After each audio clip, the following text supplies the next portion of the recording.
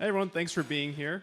Really excited about today's panel topic, which is about how to create plug-and-play solutions for the next wave of users, developers, and helping folks become essentially crypto natives, right? I mean, I think that's sort of the question that we're all trying to solve for, which is, this new sort of class of users that are crypto native.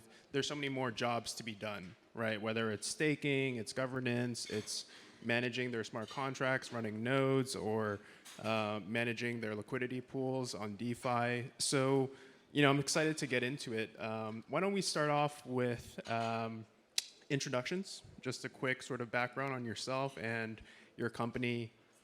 We can go in order of highest price target for, just kidding. Why don't we start with you, Rebecca? Sure. Thanks for asking. So yeah, my name is Rebecca, and I'm with the team at Zerion. I've been there for almost 2 years now, and just want to get a quick feel from the room. How many of you are actually familiar with Zerion or use Zerion for portfolio tracking? Okay, so there's a fair number of you. Zerion is a DeFi aggregator, both on the portfolio tracking side and investing side. So we aggregate various decentralized exchanges. We allow you to track all your positions across decentralized finance as well on multiple chains. And we're really just trying to solve a really basic user problem, which is that DeFi can be a very fragmented experience. And sometimes it's really difficult to track what you own and be able to calculate basic things like profit and loss. And so we've been in this space for quite a while and have really seen the evolution of DeFi from basic assets to things like NFTs right now. And really, really excited for this conversation, specifically around the design and how we present these tools to the new wave of users that are coming in. Awesome. Lorien, how about you? Hi, thank you. My name's Lorien. I'm a co-founder of Figment. We are a staking infrastructure, governance, and developer tools provider. And how those fit together is essentially we're obsessed with trying to increase usage on these new blockchains. We think we're a small part, everyone in this room is a part of creating new economies, a new financial system, and we really see it as our mission every day to increase usage. That starts with token holders, the original investors who can stake their tokens, helping out with governance, and then what we're seeing sort of an inflection point, I think, is around developers being able to actually build useful applications, smart contracts on these protocols. And so, we really want to target every crypto-curious Web2 developer. We want to help with education and then provide them a set of tools to make it easier to build, which is why what we're talking about today. So. Awesome. And Mike? Thank you. Nice. Yeah, my name is Mike. I'm on the product team at Alchemy. Alchemy builds a developer platform, blockchain developer platform. So starting with the infrastructure for interacting with the chain, reading and writing, and building progressively deeper tools to help developers be more productive. So I think overall goal is similar to what Lorien described. Really want to kick the flywheel of ecosystem growth for the blockchains that we work with. We're just kind of hyper-focused on the piece of that wheel that makes developers more productive at building applications in the first place. Awesome. So let's get into that, right? The developer experience, or I guess the developer struggle. For the folks who aren't developers in this audience, help us understand why it's so difficult to develop or build on a blockchain versus traditional software development, traditional mobile app development. Lorien, what are your thoughts on that? Yeah, I would say, high level, we're still at a stage, although it's getting much better, where in almost any matrix, it's more difficult to build in a Web3 in a decentralized blockchain. Like it's still than any Web2 environment. There's been 30 years of all the tools, all the formats, all the structures you need. And so I would say it's still incredibly difficult, but because of the gravitational pull of building in a decentralized protocol, the incentives and the tools that are being built out, I think you're starting. I believe we're in an inflection point. The number of developers who want to learn like how to build their first smart contract is growing every day. We see them joining, and I just think that it's going to continue to evolve. And if we do our jobs, we're just going to see it's going to be an explosion. And anyone building is going to want to build on a blockchain within the next few years. I really firmly believe that. Yeah. So for something like Figment Data Hub, what does that look like? I guess give us a sense of what it is that Data Hub is doing for developers. So we provide these services across almost 40 blockchains, so a lot of them. And essentially, there's a whole set of problems you're going to have. One is just simply getting RPC node access. These nodes are difficult to run. It's difficult to scale them. They're frankly very often beta software, in the best sense of that word. And so, just if you're focused on a DApp or a smart contract and distribution and building the best end user interface, it's really not what your core competence is, and you shouldn't have to do it. So you can basically abstract away all that complication with a couple lines of API code. And what we're also seeing more is that you don't just need node access. What you also, there's a whole, if you're building on Ethereum, for example, you also need access to a whole other set of protocols. So for example, the graph for search, or you're going to need something around identity, or an oracle. So what you're starting to see now is that dApps are pulling in multiple protocols to serve a specific end user. And so the complications increasing beyond just sort of pure node access, and just trying to keep up and provide those levels of service. But that's kind of what it looks like. Makes sense. Makes sense. I mean, it seems like a lot of developers have definitely gravitated towards Alchemy's platform. You're powering, what is it now, 70% of projects built on Ethereum, all the major NFT platforms. Tell us a bit about, I guess, one, what is it that developers are getting from something like Alchemy Supernode? And also, sort of secondly, what are you seeing in terms of the different needs that developers have based on what they're building? Is it a different kind of solution you need to deliver to someone who's building in DeFi versus someone who's building on NFTs? Yeah, it's a really good question. So I think a lot of times when I talk about what we're doing for developers in the blockchain space, I make an analogy to Maslow's hierarchy of needs, where you need to have food and water before you can worry about shelter, before you can worry about self-actualization. And so I think in a lot of ways we're kind of crawling up that hierarchy of blockchain developer needs. And so I think Supernode is very much at the base. It's reliable, scalable, consistent access to the blockchains that we support. I think that is important no matter what use case. And I think what we found is it's a very tricky problem to solve for blockchain in particular. But the consequences of it are no less important to people building on blockchain than in Web 2, right? You want to be able to serve a super performant application to millions of users as you gain success without having to worry about the internals of how your infrastructure is working and how that's going to scale as your product does. And so I think the differences between how an NFT platform would use us versus DeFi come as you kind of climb up that hierarchy. And so the level of abstraction that you need, I guess to Lorien's point, I think in a lot of ways, blockchain development right now is similar to Web 2 development, but maybe more like Web 2 development 10, 20 years ago, where people are still interacting directly with primitives in a way that makes them dramatically less productive than they could be otherwise. And so I think what's going to be really powerful over the next months to years is how those layers of abstraction build out in a way that's helpful for kind of more use case specific, more application specific folks. Yeah, definitely. I mean, in terms of abstraction of sort of the primitive layer, I mean, Zerion is sort of right in that spot, right? I mean, it's taking things that are happening in decentralized finance today, an alternative financial ecosystem, and saying, look, how do we convert this into a user experience that maybe looks a bit more like traditional finance, or maybe doesn't, right? So Rebecca, can you tell us a little bit about that? What's Zerion been doing in terms of helping to create a user experience that might look different or might look the same as traditional finance? Yeah, I think that distinction is important because as much as there's a real problem that needs to be solved in terms of basic tracking, we also do see the evolution of DeFi and recognize that it's going to look very different as well. So when we talk about your financial portfolio in DeFi, we're not just really talking about financial assets. Like increasingly, we're talking about things like the NFTs that you own. We're talking about the governance tokens that you own.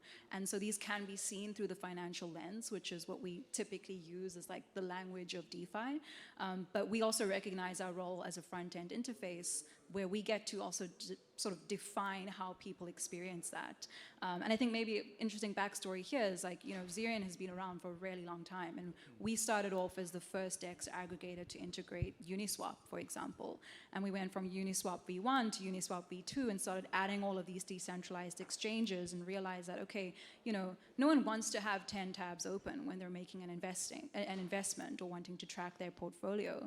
And so there's like that really basic need right there. But we also see a lot of demand for things like, hey, I also want this to be my NFT interface. I don't necessarily want to have to go to lots of different places to do this. And so that's what we're solving on the user side. The other thing I wanted to also just add, we're talking about developers, is that, there's a spectrum of what it is that people are developing. So with Zerion, I mean, we use Alchemy as well, but we also have things like our own API. We have a lot of developers and just like community members in the space who are using our API to build their own products. And so we make that a lot easier. If you want to build something, go to docs.zerion.io, and it's actually relatively easy to implement yourself. And so there's like those two sides of things where you think about the persona of user as developer and vice versa. Got it. I was looking at Zerion's sort of latest releases, and it seems like you're pushing out a ton of stuff on NFTs. We'd love to hear a little more about that in two aspects, I guess. So one is it almost feels like this aggregation experience or abstraction experience is just starting to move into so many different verticals, right? I mean, you start with building something that is sort of more financially skewed, right? And then suddenly you're talking about something that's very social and consumer facing, and trying to unite that all into one experience. How's that been playing out for Zerion? And I guess in terms of sort of merging that with kind of Zerion's core functionality around DeFi, how are you thinking about the design of that experience, and also the importance of privacy too, right? I don't want anybody to know what's in my wallet address in terms of tokens that I hold, but I kind of want everyone to know what cool NFTs I have.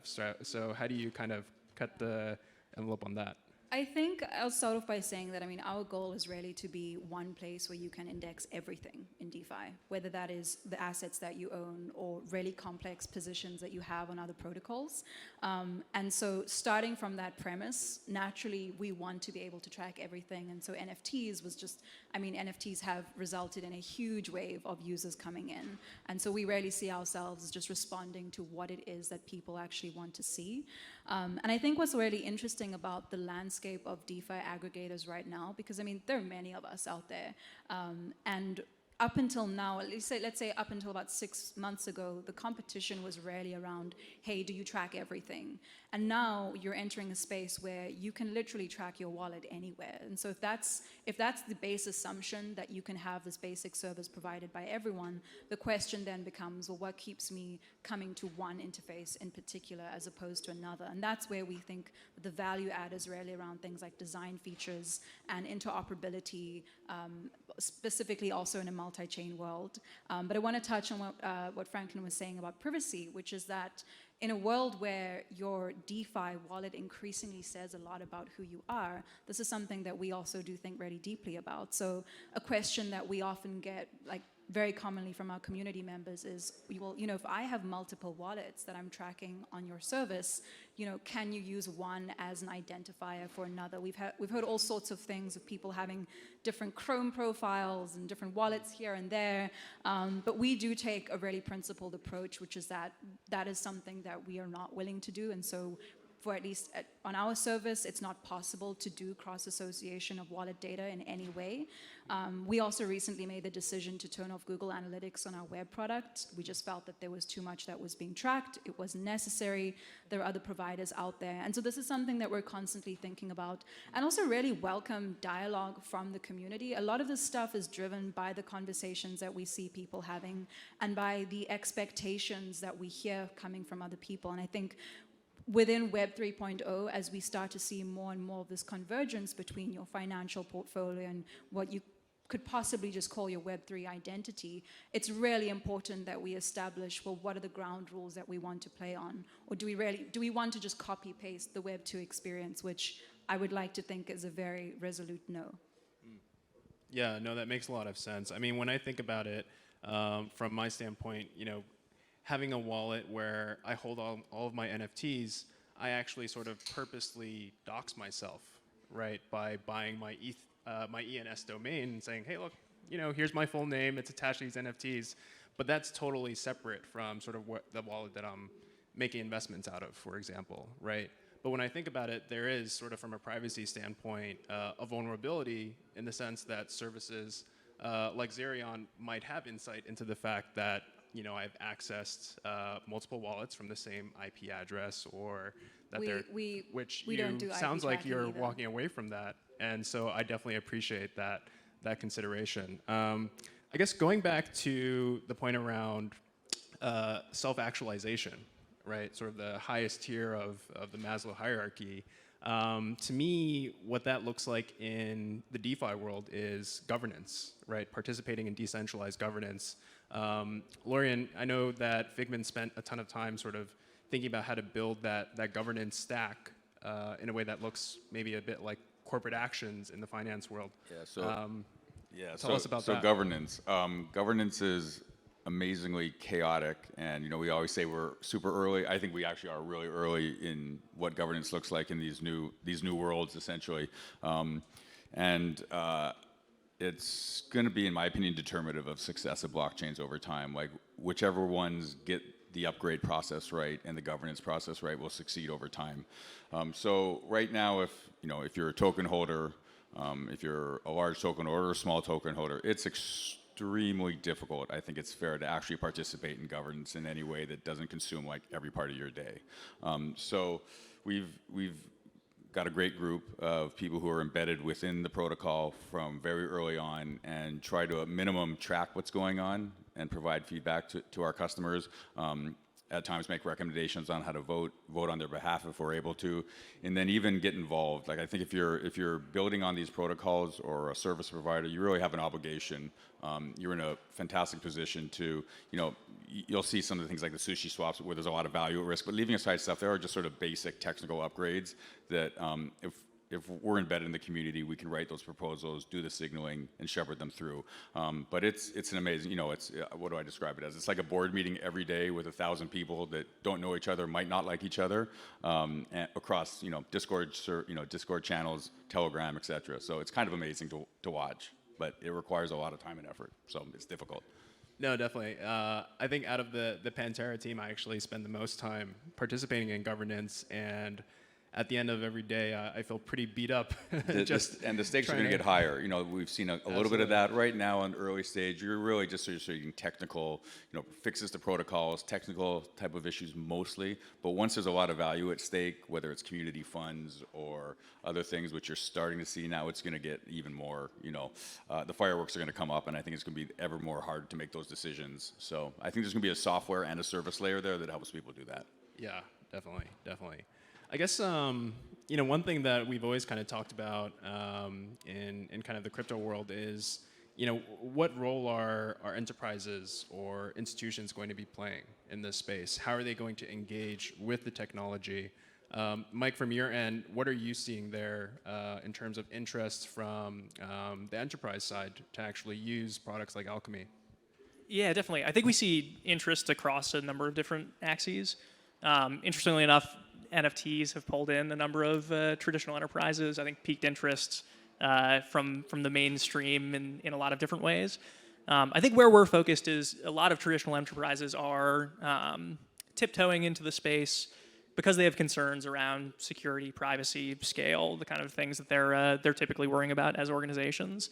So I think our focus, where we fit in the stack and what we're trying to do to help bring in those other players and kind of shepherd them into the Web3 space is to solve those core problems, right? To give them the kind of quality of service that they expect from their normal stacks, but do it for Web3 and for blockchain.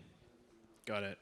And Lorien, what about you? Are you seeing any institutional interest on your side? Yeah, certainly around, I would say, from the developer tools part of our business, our staking business is almost exclusively institutional and large token holders. But on the developer tools side of the business, we've started with really the hobbyists, like the people who want to build early, trying to get them, provide assistance to them to build like their first smart contract, earn a few tokens in whatever protocol they want to build on.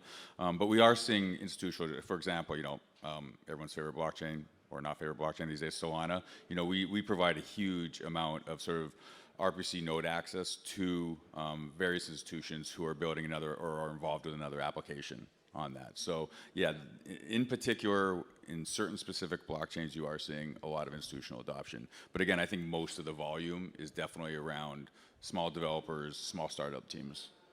Got it. Got it. That makes sense. I mean, speaking of Solana, and also all the other sort of layer ones that have been just launching this year, I mean, that's a huge difference, you know, from sort of the cycle that happened 2017, 2018, where it really was just sort of the idea of these things existing, right? And, you know, developer teams really going heads down to make them real. Now that they're real, how are you thinking about sort of this multi-chain universe that we're all moving towards? What's the strategy there around how you're prioritizing it, when you're going to roll things out, that sort of thing? I mean, the matrix is multi-chain plus layer 2 services. So now you might have an application or use case that involves 1 or 2 blockchains because they serve different purposes, or both at the same time, and then a set of service, you know, like an Oracle or a price feed mechanism on one, and then you have a search function like the graph.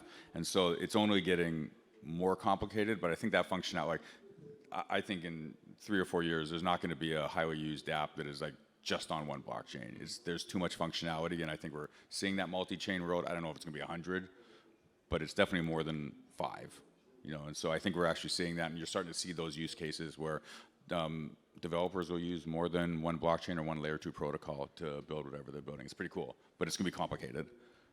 Yeah, I think what we've seen is there have been 2 major things that are driving multi-chain adoption so far.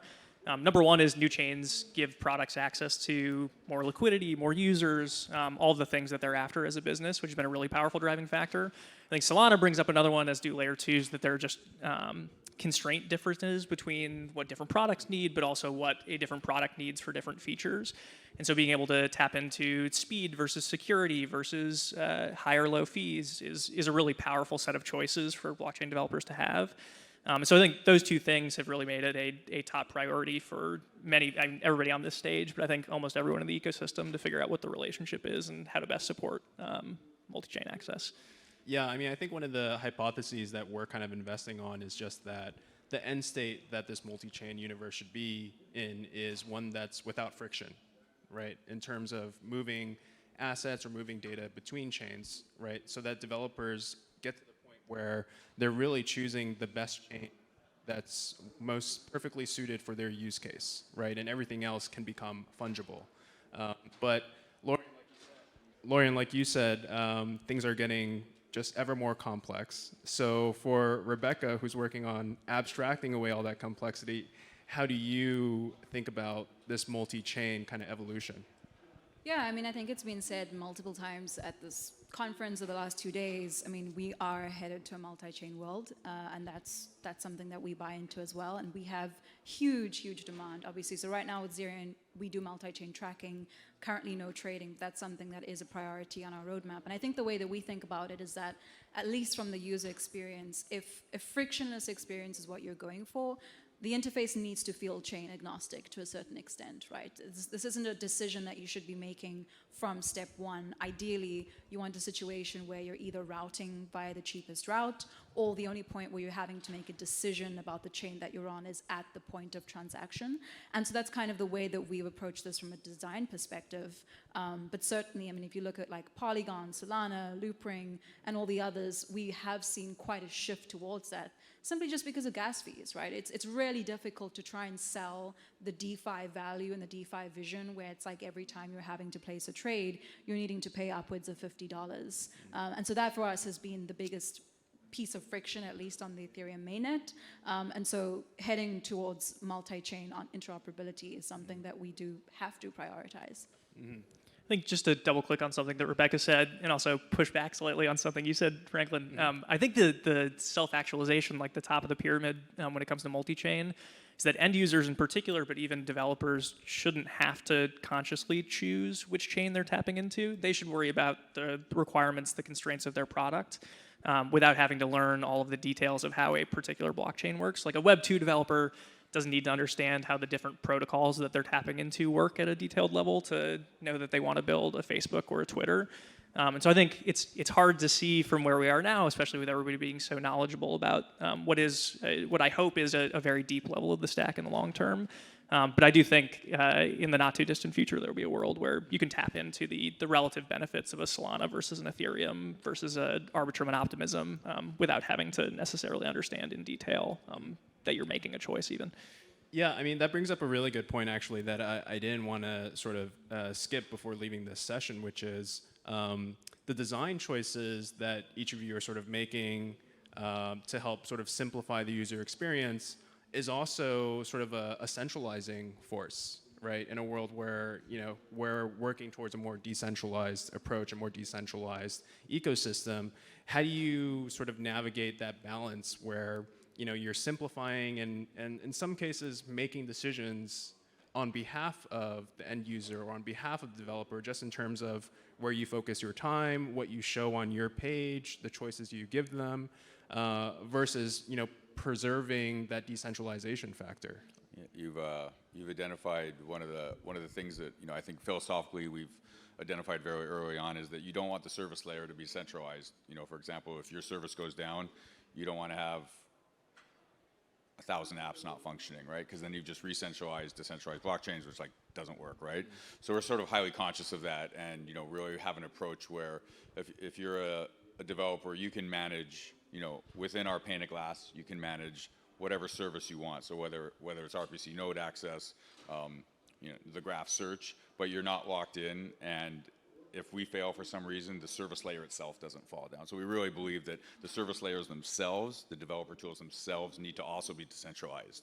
So otherwise, we're just going to get at a point too where if we're massively super successful, and we can't be in a situation where our failure leads to thousands of apps failing, essentially. So the worst case that should happen is that, well, maybe you don't have your user interface or your reporting or your management in some case. So that's kind of the end state goal, and highly conscious of that, because you're right. You just back to where you started if you're not careful about that. Definitely. Yeah, what I wanted to add, so personally, I'm always very wary of the term centralized and decentralized. I don't think they're very good signals in general. But I think from a design perspective, one thing that we also think about is what is the hybrid? And I'll give a really good example, which is something like general security and of tokens. How do you verify what it is that you use? And so as an aggregator, we were pretty sure that, okay, we don't want to have a situation where we're whitelisting what it is that people can trade and what they can access. At the same time, there is a certain level of responsibility to ensure that people aren't just walking into outright scams, right? If you're tracking everything that's on the blockchain, the chances of that happening can sometimes be quite high. And so one thing that we think is really important within the conversation around centralized and decentralized is also what are the community standards that we set? And so we found a hybrid in something like token lists, right? Uniswap came out and said, hey, there's a way to actually outsource this due diligence collectively. And that makes it a lot easier for us as an aggregator to say, okay, well, if you want to have the verified blue tick, we want to see you in at least 2 different token lists. And I think that's a really nice example where it's we have these outsourced tools that at least de-risk some of that centralization aspect for things where you actually do need to have some level of due diligence to happen. And I think there's so many other examples within the DeFi space that pertain to this. Yeah, absolutely, absolutely. So I think that takes us to the close of the session. I wanted to end with, maybe a bit more of a hopeful note, and just ask each of you, what is it that you're most hopeful for, whether it's for your project or the ecosystem overall? And given that we have a great audience here, what would you hope that they invest their time, their resources on to hopefully get to that point? Lorien, how about you? Yeah, I would say, look, the war for developers is on. If the protocols didn't realize it when they launched last year, this is the key determination, other than governance, about if you're going to be successful or not. So if you're a developer and you've been in a traditional environment, you are desired. There's a lot of people who the incentives are there, and come over to the dark side, the light side, both. It's a good place. It's a good place to be in, and you're the one that everyone wants right now, and is needed. Awesome, Mike. What about you? What are you hopeful for? Yeah, so I think the thing that makes me hopeful is the amount of talent that is entering the space right now. I mean, just to echo the developer sentiment, is insane. I think having been in the space for 3 years, feeling the shift even in that amount of time on how many smart, talented, incredible technical people are joining the space is incredible. I think helping enable them is the biggest focus for us. And so I'd say in the dedication of time, like building out resources for the community to ramp people up more quickly. There are so many aspirations, so much talent. I think just helping people get there with tooling and education is the biggest thing. Definitely. And Rebecca, how about you? Yeah, I think for me it has to be community involvement and just the level of communication that happens between products and communities, whether we're talking about developer tooling or front-end interfaces. I think it's really, really rare that product decisions and feature decisions are made based on what it is that people want to see. And it really bears emphasizing that this is generally the case in DeFi, which is like we base a lot of product decisions on what we see on roadmap.zerion.io. So it's like that ability to have that level of communication and just like flat hierarchy is really inspiring. And I love that that's what characterizes the space that we work in. Awesome. Well, thank you everyone so much. Really appreciate the awesome discussion we had today, and hopefully everyone can enjoy the rest of the conference.